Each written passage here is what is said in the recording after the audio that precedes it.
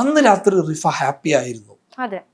അന്ന് രാത്രി റിഫ അവരുടെ സ്ഥാപനത്തിലുള്ള ആളുകളോടൊപ്പം സന്തോഷിച്ച് ഭക്ഷണം കഴിച്ചിറങ്ങി വന്ന ഒരാളാണ്. അവൾ ആ ഭക്ഷണം കഴിച്ചിറങ്ങി വന്നതിന് ശേഷവും ഈ പറയുന്ന മെഹനാസിനെ കോണ്ടാക്ട് ചെയ്യുന്നുണ്ട്, മെഹനാസിന് മെസ്സേജ് അയക്കുന്നുണ്ട്. സ്റ്റിൽ മെഹനാസ് ഉള്ള റൂമിലേക്ക് അവൾ എത്തുന്നത് വരെ അവൾ ഹാപ്പിയാണ്. അപ്പൊ ആ റൂമിൽ എത്തിയതിനു ശേഷം അവൾക്ക് എന്തോ സംഭവിക്കുന്നു. എന്താണ് അവൾക്ക് സംഭവിക്കുന്നത്? അവിടെയാണ് നമ്മുടെ ചോദ്യങ്ങളൊക്കെ കിടക്കുന്നത്. ആ റൂമിൽ എന്ത് സംഭവിച്ചു? ആ റൂമിൽ രണ്ട് ആൾക്കാരാണുള്ളത്.